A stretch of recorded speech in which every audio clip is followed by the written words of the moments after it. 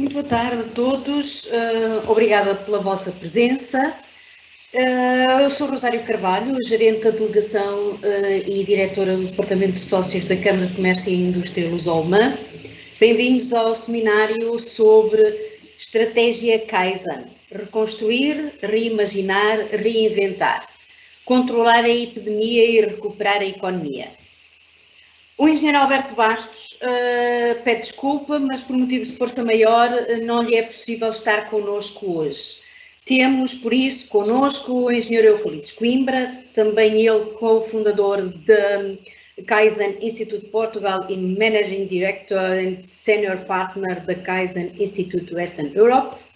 Agradecemos desde já a sua disponibilidade para partilhar connosco os seus mais de 30 anos na área de melhoria contínua e o seu vasto conhecimento na mudança cultural e iniciativas de transformação Kaizen Lean. Vamos ter, no fim do seminário, ou seja, do webinar, um espaço para perguntas e respostas. Coloquem, por favor, as vossas questões no chat. As primeiras questões serão respondidas em direto. No caso de haver muitas questões restantes e nenhuma delas ficará por responder, serão respondidas por e-mail. O engenheiro Euclides Coimbra irá colocar o endereço de e-mail dele no fim da apresentação. Poderão, através desse mesmo e-mail, colocar então as vossas questões. Lembro que este webinar está a ser gravado. E, sem mais demoras, passo a palavra ao engenheiro Euclides Coimbra. Por favor, o palco é seu, engenheiro.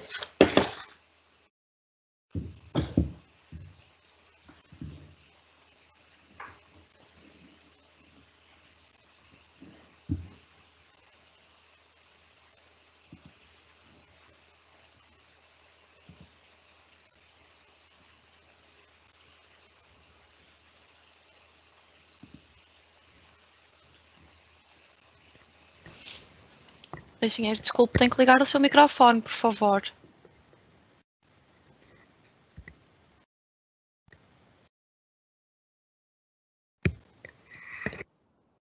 Está. Sim, perfeitamente. Pode continuar, por favor. Okay.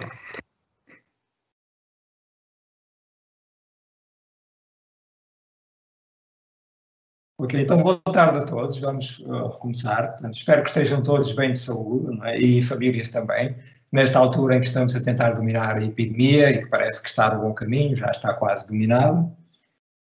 Eu sou Euclides Coimbra, estou no Kaizen Institute há 21 anos, fui o sócio fundador do Kaizen Institute em 1999 e vou-vos apresentar então a estratégia Kaizen para ultrapassar a crise. O que é que podemos fazer para reconstruir, reimaginar e reinventar as nossas organizações, a nossa empresa. Gostava de começar pela própria definição de Kaizen.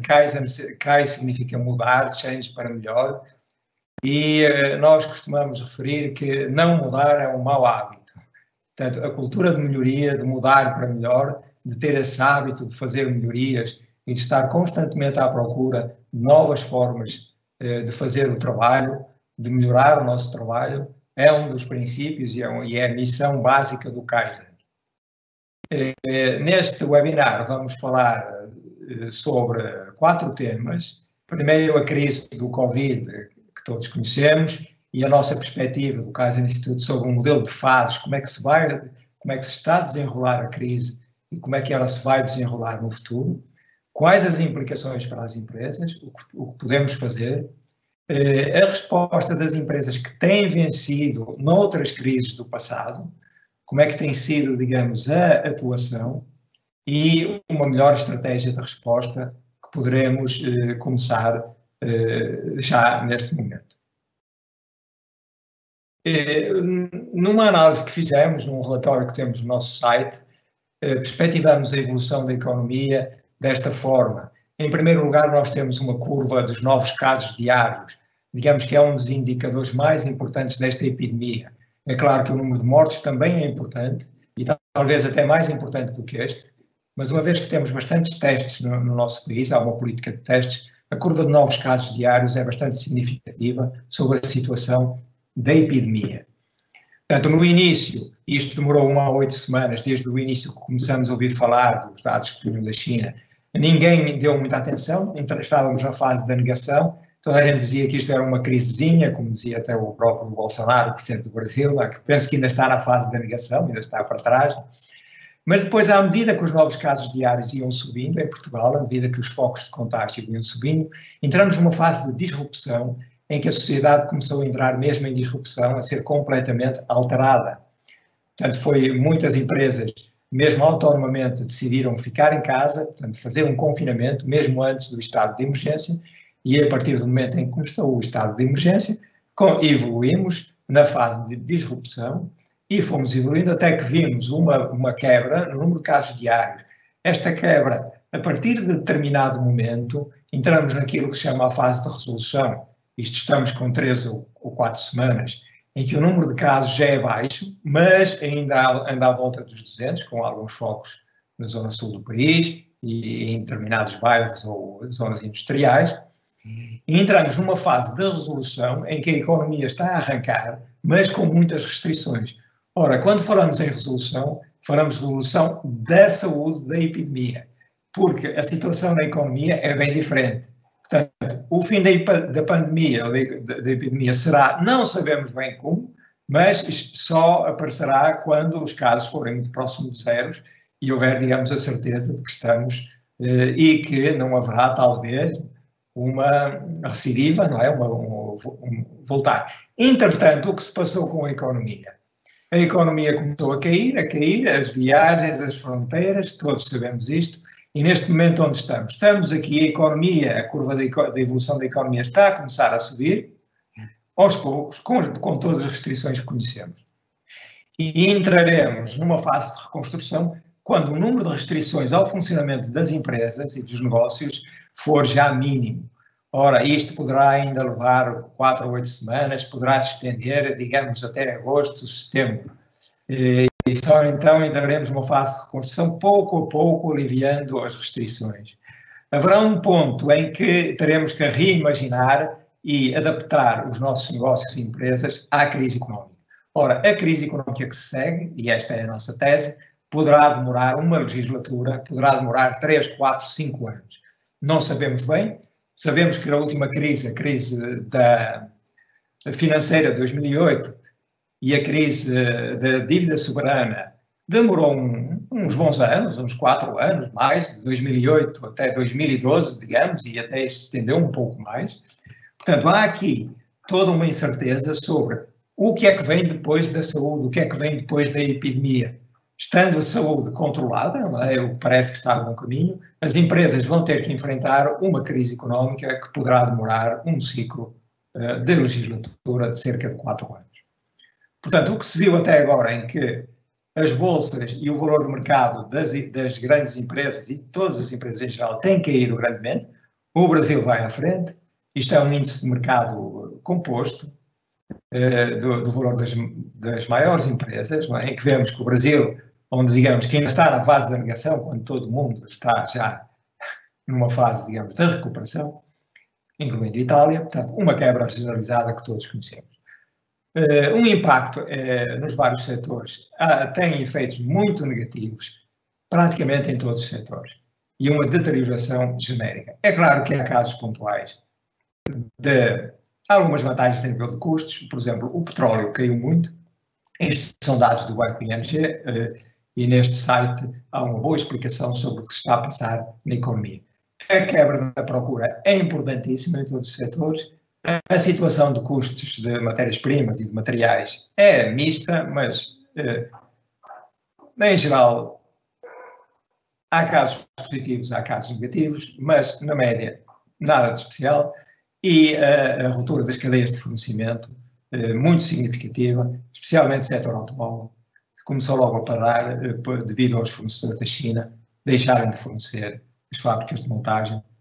E tudo isso se repercutiu nas cadeias de fornecimento, com paragens, digamos, em sequência, em cadeia. Quais as expectativas de recuperação pelos empresários? Ora bem, nesta estatística que temos, de que quanto tempo irá demorar a recuperação da economia, o tal ciclo que eu falava de uma legislatura, pois 40% dos inquiridos estima que a recuperação económica demora 3 anos ou mais. E é claro que estes que estão aqui, que dizem entre 1 e 3 anos, também têm um valor muito significativo, uns 30%. Portanto, a probabilidade de que venha realmente uma crise económica, e os governos já estão a contar com ela, a 3, a 4, a 5 anos, é uma perspectiva muito realista e com uma probabilidade muito elevada. Portanto, estamos no início de uma crise económica que tudo leva a crer e há que dar uma resposta adequada. Eu faria só um resumo num pequeno vídeo de 2 ou 3 minutos sobre este tema que acabei de definir, de explicar, portanto, e vamos ver então isto.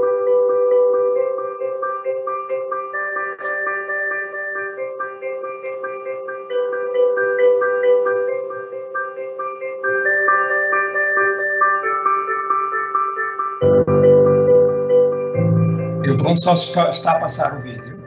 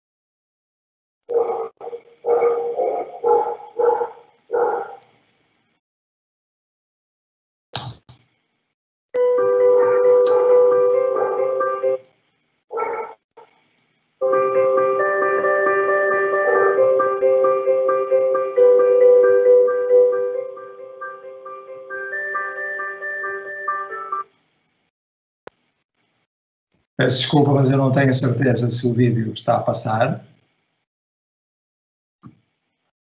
Podem-me confirmar?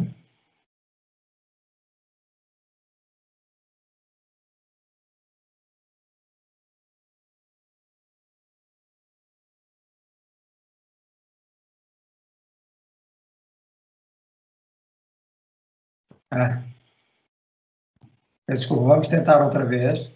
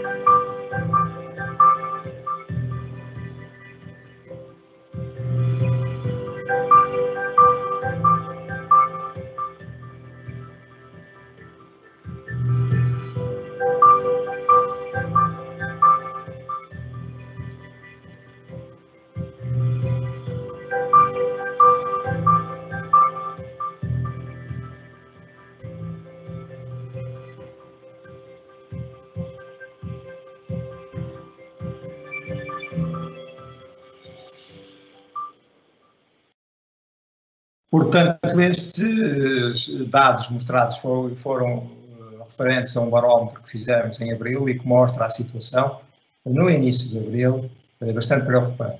A tendência poderá até ser pior no futuro, perspectivando-se a continuação da crise.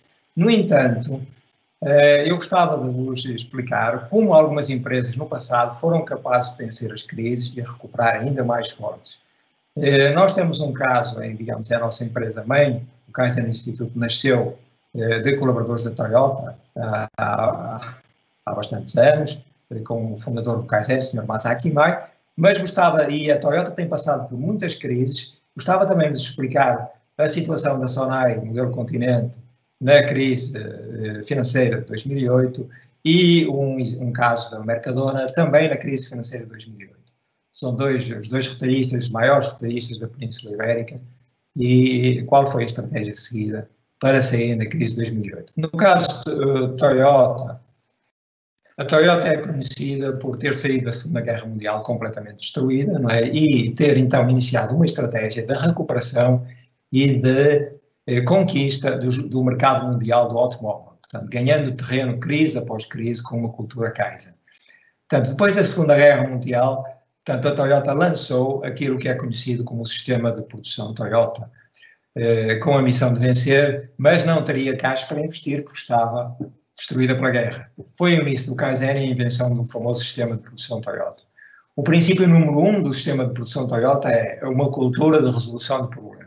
Claro que tem outras tecnologias e métodos de gestão que permitem ter uma grande eficiência e uma grande geração de cash flow, mas o princípio básico é instituir na empresa uma cultura de resolução de problemas.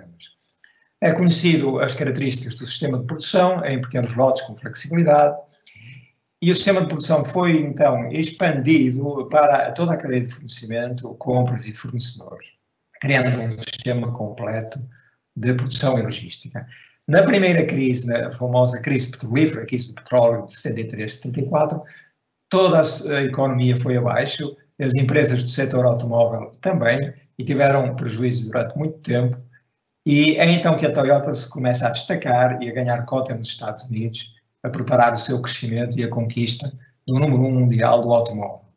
A cultura Kaizen leva a Toyota a ser o número 1 do setor, isto já por volta do ano 2000. É claro que desde a crise do petróleo de 1973, houve muitas crises no Japão e no mundo em geral.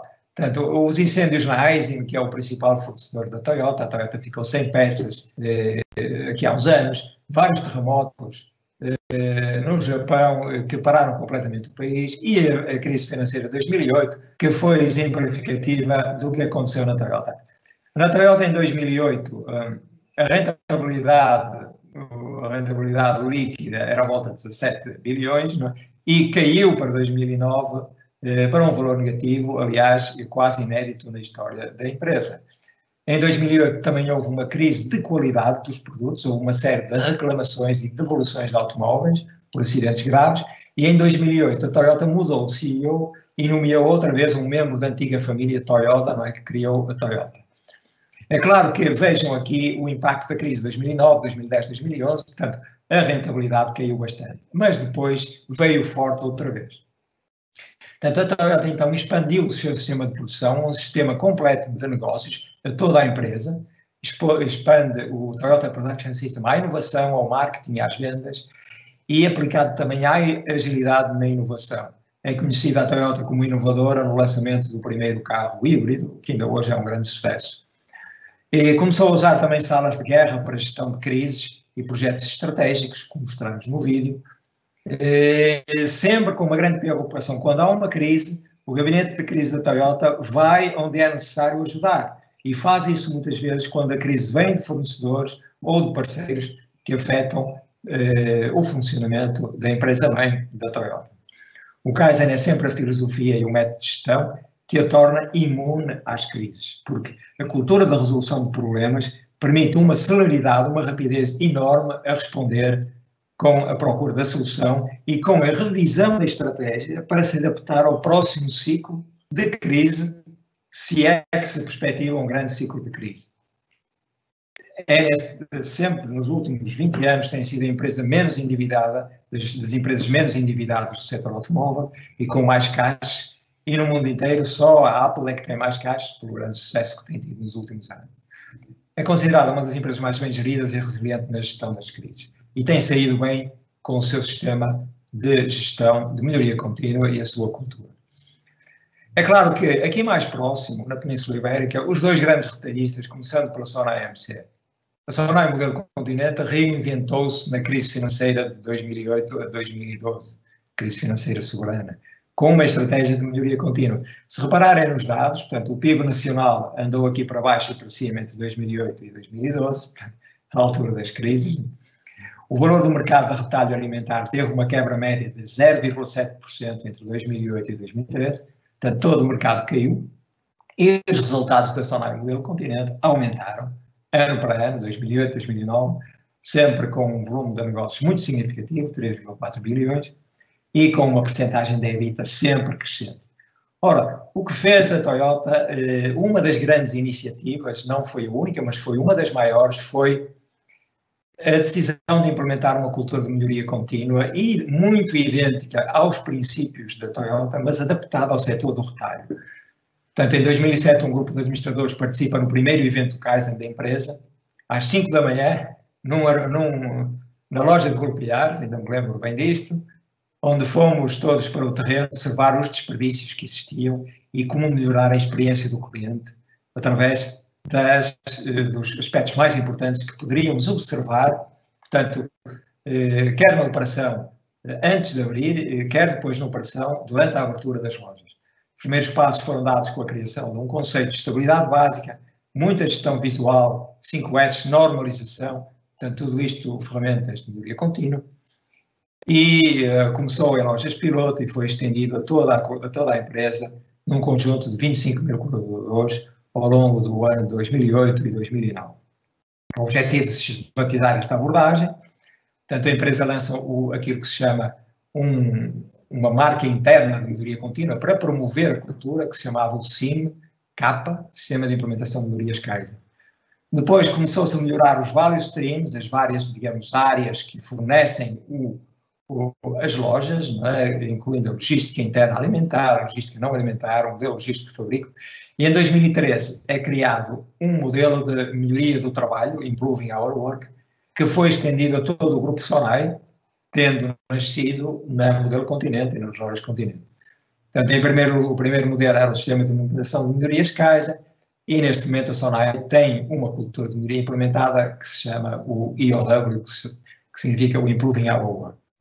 Tem vindo a tornar-se uma referência de melhoria contínua no nosso país e até a nível internacional.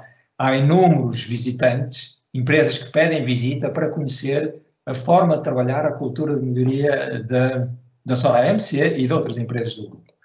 Os resultados foram extraordinários de toda a maneira, portanto a empresa ganhou aqui uma alavanca na crise, não é? Tendo começado em 2007 e implementando no início da crise, conseguiu vencer, ganhou cota, aumentou rentabilidade e aumentou vendas numa situação em que o mercado, praticamente a Sonae é que contribuiu para o aumento do mercado em geral. Todos os outros concorrentes andaram com resultados muito piores. E, entretanto, mesmo sem sabermos o que se passava, aqui nos nossos vizinhos ao lado, portanto, a Mercadona, também uma das principais cadeias de retalho da Península Ibérica, o que não é por acaso que o sucesso dos dois maiores retalhistas da Península Ibérica esteja assente numa cultura de melhoria. A Mercadona tem uma cultura de melhoria contínua assente num modelo de qualidade total, que está também à base do sistema Kaizen, em que o chefe está no centro, o chefe é considerado o cliente, ou seja, a própria cultura da Mercadona diz toda a gente está muito virada, muito focada no cliente e faz-se muita observação de pontos, pain points, pontos de dor, pontos prejudiciais na experiência de cliente em loja, a própria oferta dos artigos. E em 2008, claro que havia uma tendência de crescimento e a Mercadona viu.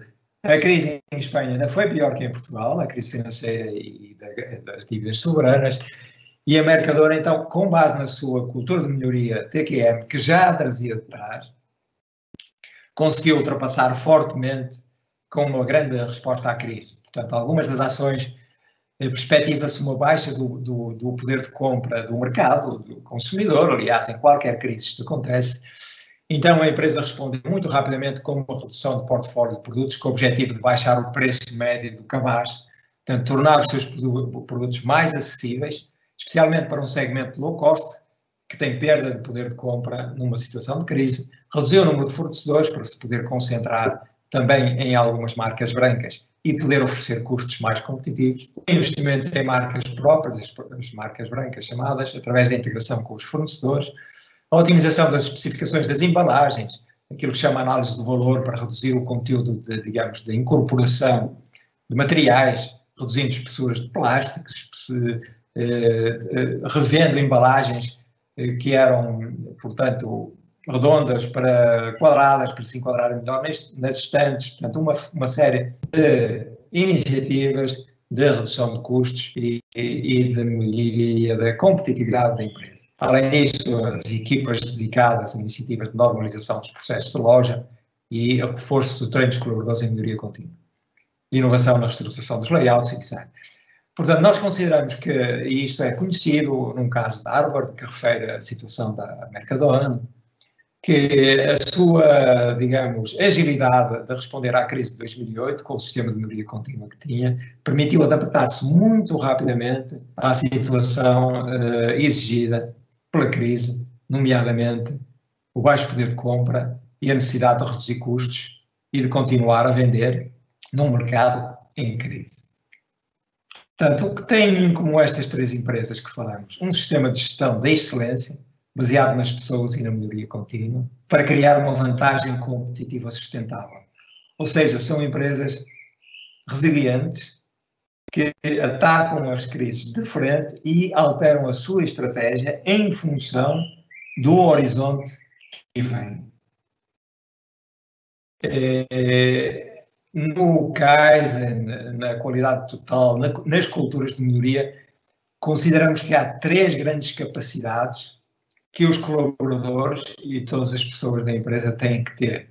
Uma delas é a gestão diária, aquilo que chamamos o Kaizen diário, a capacidade de resolver problemas em equipa, sejam equipas de terreno com o supervisor e os seus colaboradores, com o responsável da área numa loja e os colaboradores que trabalham nessa área de loja, a capacidade de resolver problemas, de criar normas de trabalho e divulgar as normas de trabalho sobre as melhores práticas e uma gestão visual com métricas e com objetivos. Isto chama-se a gestão diária das equipas e é uma capacidade presente nas empresas que têm melhoria contínua. A capacidade do supervisor de gerir a equipa e de melhorar o trabalho da equipa e de envolver os seus colaboradores. Há depois um tipo de melhoria que se chama a melhoria do value stream, que é olhar para uma cadeia de valor e para olhar quando há, digamos, uma intervenção ao longo de toda a cadeia de valor, desde a entrada da mercadoria até a saída da mercadoria em loja, ou desde a entrada dos componentes em fábrica até a saída para o cliente.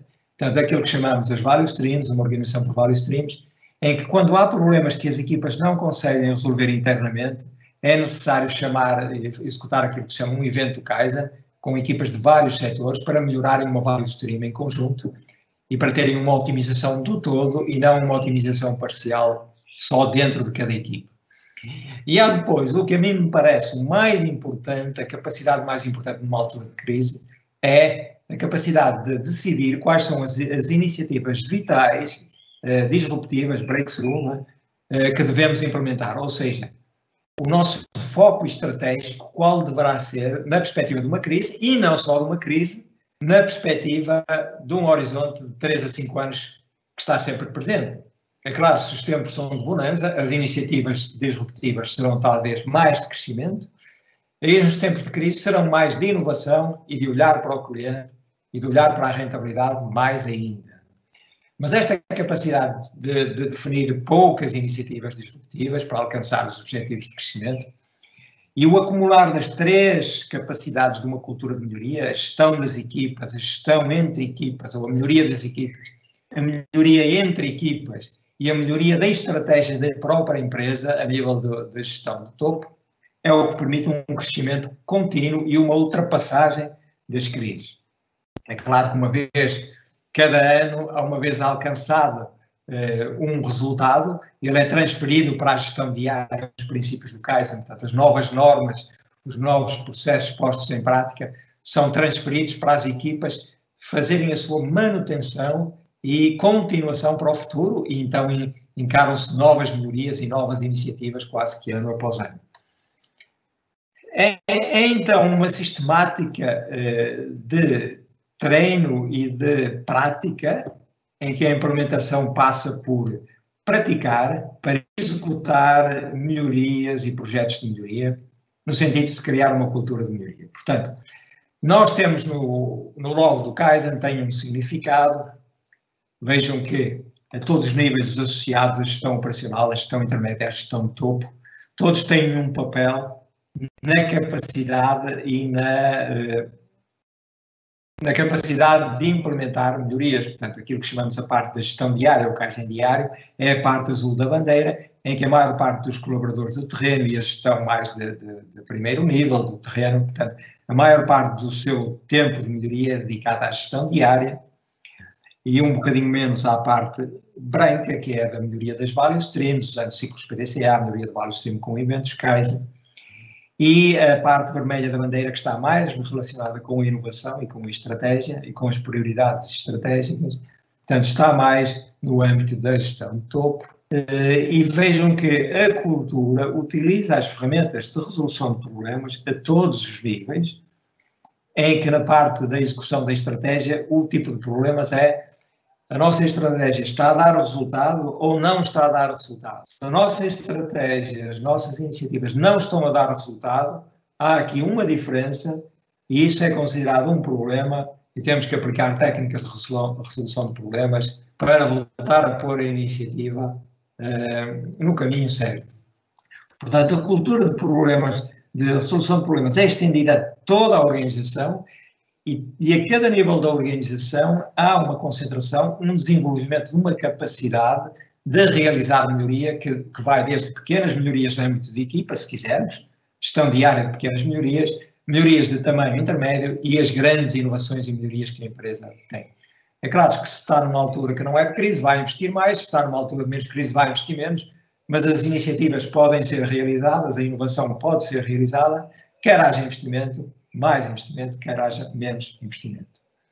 Portanto, a questão, o crítico das iniciativas disruptivas e da resposta à crise é justamente como fazer a escolha delas. Portanto, um modelo de negócio excelente passa por olhar para todas as atividades da empresa, os segmentos de cliente, as relações com o cliente, o marketing, os canais de distribuição e de venda, a força de vendas e a proposta de valor, a própria, digamos, concepção dos produtos e serviços, e passa depois também por olhar para as atividades-chave, aquilo que chamamos os value streams, os processos de produção e logística, e todos os colaboradores e os parceiros-chave. Então, numa perspectiva de cultura, a cultura Kaizen, portanto, nestas três capacidades a desenvolver em toda a equipa e em todos os colaboradores, terá um impacto primário na motivação das pessoas. Toda a gente gosta de trabalhar numa empresa que tem desafios, que tem tempo e que dá formação na melhoria e ver a empresa avançar.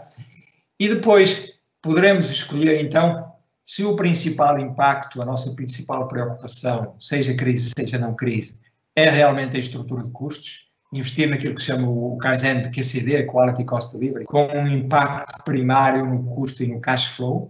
Então passaria por melhorar os fluxos das nossas operações, melhorar a logística de toda a operação da cadeia de fornecimento, melhorar a manutenção produtiva, o sistema de TPM, melhorar os nossos serviços, as nossas áreas de serviço, as nossas áreas de escritório e tudo relacionado com os fornecedores. É claro que nós poderíamos ter uma intervenção nestas áreas todas, mas o que nos interessa é ser cirúrgicos e para cada caso escolher a área de melhoria que poderá ter mais impacto envolvendo as pessoas e, neste caso, a nível de operações, com um impacto enorme em estrutura de custos.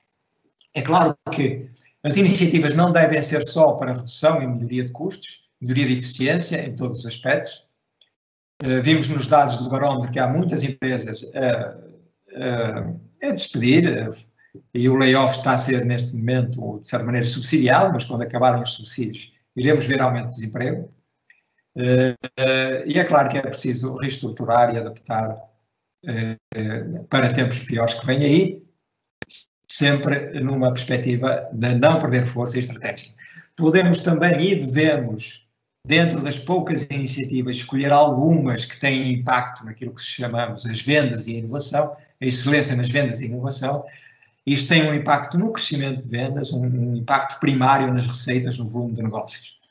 Portanto, uma aposta muito grande no marketing digital especialmente.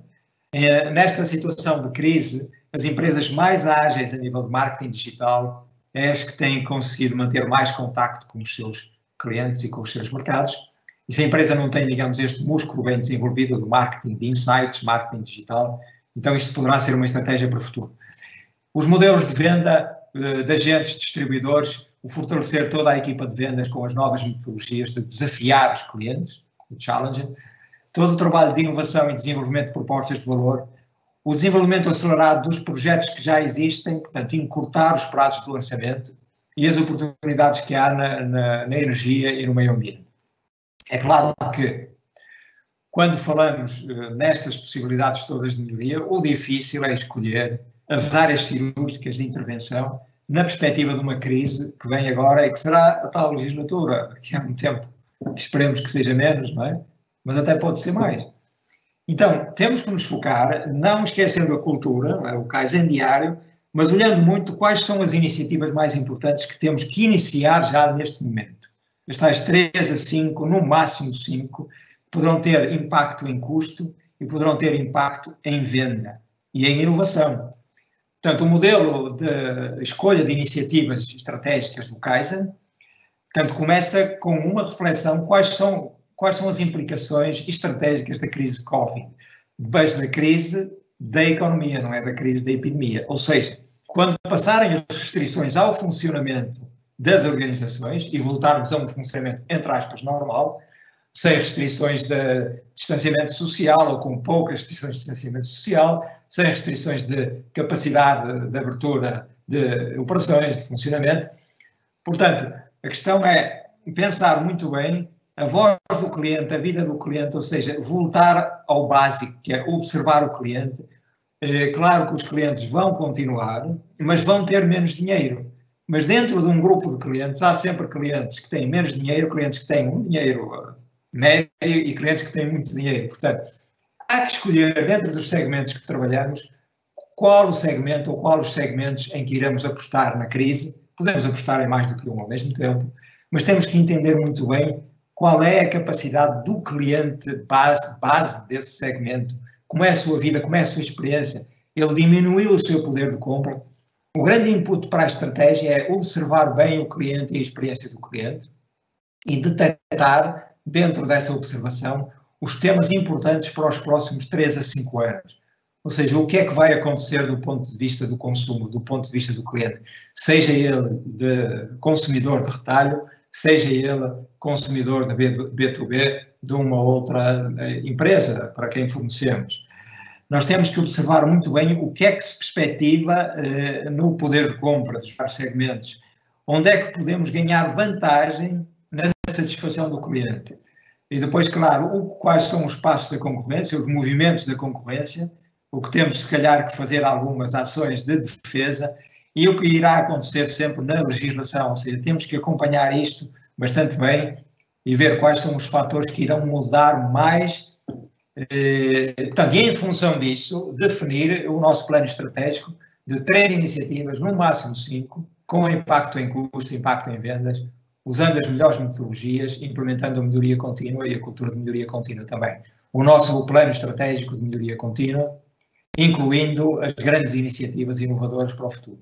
Depois temos um processo de desdobramento da estratégia, que usam as matrizes X, portanto é um processo que aplica muito a resolução de problemas numa ótica mensal, em que todos os meses há uma revisão das iniciativas estratégicas e há um trabalho de resolução do problema caso haja diferenças enormes entre os nossos targets, as nossas metas e o que está a acontecer. tornarmos aqui a implementação da estratégia e o desdobramento da estratégia um processo de qualidade, em que a gestão aplica também a melhoria contínua para pôr a estratégia nos eixos. Portanto, o nosso objetivo, crescer a empresa em tempos de crise, inovar, isso vai nos trazer crescimento, inovar a nível de serviço, inovar a nível da oferta de valor, qualidade, custos da qualidade, custos da eficiência da operação e prazos, encurtar prazos, ser mais rápido e mais ágil em todos os aspectos. Portanto, aqui no planeamento estratégico, que é o que aconselhamos a todas as empresas a fazer nesta altura de grande mudança em que os próximos 3 a 4 anos, os vencedores serão aqueles que conseguirem melhor responder às implicações que vêm aí na frente. Um pouco como fez a Solai e a Mercadona e como a Toyota faz continuamente. Portanto, isto tem que ser adaptado a cada empresa. Não há, digamos, receitas genéricas. Não? Todas as empresas têm que fazer este trabalho, de momento, de rever a sua estratégia em função das implicações, das grandes alterações que estão a ocorrer na sociedade. Fala-se muito no teletrabalho, mas tem que ser equacionado. Mas mais do que isso, o que é que se está a passar nos hábitos de consumo, no poder de compra, nas movimentações da concorrência, nas perspectivas de legislação que vem aí. Então, encontrar as 3 iniciativas, eu sou o mais apologista de serem só 3, até mais do que 5, porque em 3 nós focamos em 3 e umas, se calhar 1 ou 2 têm impacto nas vendas, uma tem impacto nos custos e nos fornecedores, e com isso equilibramos e atingimos metas estratégicas que nos permitem crescer acima do mercado, mesmo estando o mercado em crise. No Kaizen, nós observamos muito também uma outra empresa, que é a empresa que se chama, não sei se conhecem, o Danaher Corporation. Portanto, queria aqui mudar o slide, mas ele parece que está aqui um pouco congelado, peço desculpa. Já estamos a avançar. Portanto, uma outra empresa que nós seguimos muito nos Estados Unidos e que é o grupo Danaher, aliás, há um caso de Harvard que eu sugeria que lessem, o Danaher Business System, que é a empresa que nos últimos 40 anos tem tido um crescimento quase contínuo. É um conglomerado de várias empresas industriais com várias divisões em muitos setores, que está continuamente a crescer. Aliás, em 2010, a curva de crescimento da Bolsa de Valores SP500, e vejam que isto parece que é o dobro, o crescimento da média do mercado, mas não, isto é uma escala logarítmica, portanto, isto é um dobro de 2000% ou mais. Aliás, a empresa foi dos nossos primeiros clientes nos Estados Unidos em 1984, começou a implementação da cultura de melhoria Kaizen e todas as ferramentas de melhoria, de criação de fluxo e eficiência em todos os setores. Tem aquilo que se chama a característica dos vencedores da cultura de melhoria, os vencedores do Kaizen, é um grande cash flow disponível, ou seja, a gestão impiedosa da eficiência com o Kaizen, neste caso chama-se o Danaher Business System, em que o retorno ao acionista em 10 anos, entre 2000 e 2010, foi 10,8% dos capitais investidos na empresa e 6,6% vieram justamente de todo o trabalho de eficiência. Houve aqui um efeito líquido de fusões e aquisições de 2,9 também, mas o principal contribuinte é o caixa gerado por todo o sistema de negócio, usando as ferramentas de melhoria contínua, também conhecidas algumas como Lean, mas não só, também na área das vendas. Portanto, o sistema tem esta configuração, é o logo da melhoria contínua, portanto, haveria aqui, isto que vem aqui são as várias ferramentas que são aplicadas internamente na empresa para melhorar. E uma citação, quase para terminar, do Sr. Drucker, que diz que a cultura come a estratégia ao pequeno almoço. Isto é bem verdade, porque uma boa estratégia não anda para a frente se a cultura for uma cultura, digamos, de conformismo, mas, por outro lado, eu acrescentava que uma boa cultura, com um bom planeamento estratégico, uma boa decisão sobre onde investir e em que áreas, focada, especialmente numa situação difícil, que acaba por ser sempre, mas há alturas em que são especialmente difíceis, como as que tivemos, é muito mais importante. Eu diria que a cultura e a estratégia é que fazem um grande pequeno almoço ou um grande almoço. Nós temos o que poderão fazer caso queiram investigar as ferramentas e a nossa abordagem. Temos uma auditoria online, um assessment online, para verificar a maturidade em termos de melhoria contínua das empresas. Portanto, chamamos a isto o Kaizen Flash. Portanto, estão aqui os links para o nosso site.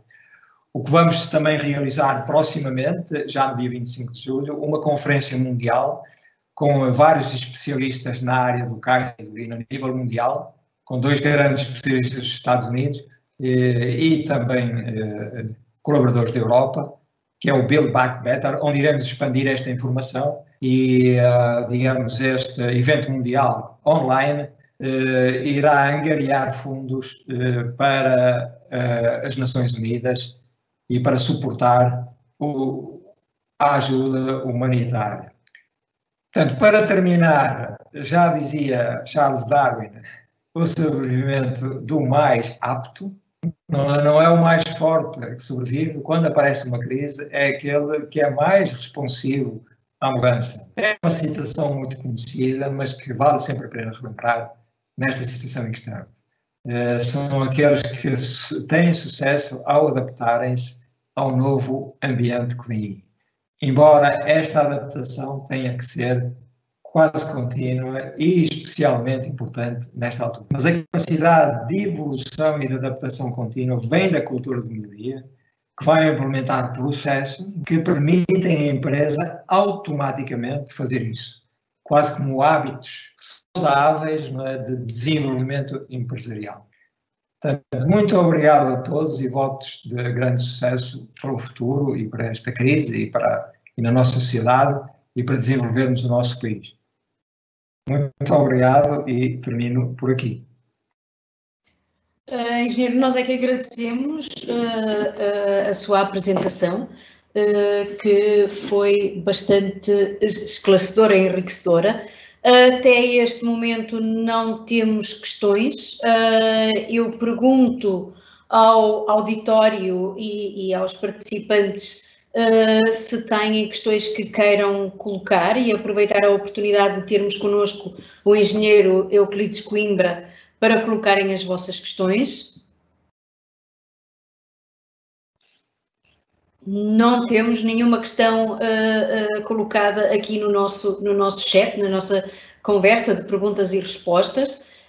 No entanto, mantém-se, penso eu, engenheiro, que a disponibilidade do engenheiro, no caso de lhe chegarem questões por e-mail, na apresentação tinha o e-mail do engenheiro, no caso de lhe chegarem questões, que o engenheiro responderá por escrito, certo? Sim, nós estamos à disposição, nós andamos em muitas e muitas empresas, nós conseguimos, digamos, ter de certa maneira uma panorâmica importante sobre o que se está a passar em todas as empresas e em todos os setores e teremos todo o gosto em ajudar dentro das nossas possibilidades. Sr. Engenheiro, muito obrigada mais uma vez por toda a disponibilidade, para participar neste, ou para esclarecer os nossos associados relativamente a todas estas questões que são cada vez mais prementes e são muito prementes. Só um bocadinho que eu tenho aqui uma informação, temos uma pergunta, só sim. Um segundo. Exato, temos aqui uma pergunta de Raquel Franco. Na formação de futuros gestores, o que considera relevante na preparação para este novo futuro? Ora bem, não é uma resposta muito fácil, mas se eu tivesse de escolher o que seria mais relevante, eu diria, nesta situação, ainda mais importante que tudo, é irmos para o Gemba. O Gemba é uma palavra japonesa que significa o terreno. E o que é isto? É uma abordagem pragmática de ir observar o que se está a passar. Ora, se queremos reduzir custos, nós temos que ir para o terreno, para as operações, para a fábrica, para o armazém, observar os desperdícios. Portanto, há aqui esta capacidade de ir para o terreno, observar onde estão as oportunidades, é importantíssimo. Ou seja, um gestor de gabinete fica sempre diminuído. E eu diria que também o Gemba é considerado não só a operação, mas é considerado o local de consumo e todo o contacto que o cliente tem com a organização. Em todos os pontos de contacto que um cliente tem com uma organização, sejam eles pontos de consumo, lojas, websites, encomendas, serviços pós-venda. Portanto, esse terreno, o terreno do cliente, o terreno da experiência do cliente, é outro game, é outro terreno, que é importantíssimo descer e ir observar. E é a base de todo o sucesso a nível de estratégia. Eu diria que um novo gestor tem que pensar desta maneira. Eu tenho o meu conhecimento teórico, mas eu tenho que ir para o terreno. Frequentemente, se eu entro numa empresa como estagiário, eu estou a aprender, eu tenho que observar os desperdícios do terreno operacional interno e tenho que observar a experiência do cliente no consumo e no contacto com a minha organização. E a partir do momento em que começa a observar, então surgem ideias extraordinárias que podem ser levadas à prática com os métodos de gestão que aprendeu então na escola. Mas eu, se tivesse que orientar um estagiário, um recém-licenciado, alguém que está a começar na carreira da gestão, eu quase que o punha atrás de mim e diz, agora vens atrás de mim e só vais observar. Íamos para o terreno e depois no fim do dia íamos discutir o que observamos e tentar ter uma perspectiva pragmática sobre o que é que melhoria eu tenho que fazer, que estratégia eu tenho que seguir para ganhar a luta do consumidor, do cliente e a luta da eliminação do desperdício. Podemos resumir dizendo que uma formação teórica acompanhada de uma forte componente prática. Sim. Importante. Engenheiro, parece-me que não temos mais questões, temos mais uns minutos, penso que o engenheiro terá disponibilidade de mais uns minutos para questões, aguardamos mais uns minutos. Então, estamos dentro do tempo, são 16 horas e 1 minuto, estamos perfeitamente dentro do tempo, dado que também iniciamos com uma tolerância de 5, 7 minutos, portanto estamos dentro do tempo, mas efetivamente não tenho mais nenhuma questão aqui. Agradeço a questão colocada por Raquel Franco. Mais uma vez agradeço, engenheiro, a disponibilidade da Kaizen e na pessoa do engenheiro Euclides Coimbra por este enriquecedor webinar que nos proporcionou e a Câmara de Comércio está obviamente sempre disponível, quer para os empresários, quer para as empresas. Mais uma vez, muito obrigada e até ao próximo webinar, que fiquem atentos que será muito, muito em breve. Muito obrigada e boa tarde a todos. Boa tarde, foi um prazer ter participado. Obrigado. Obrigada, engenheiro. Boa tarde.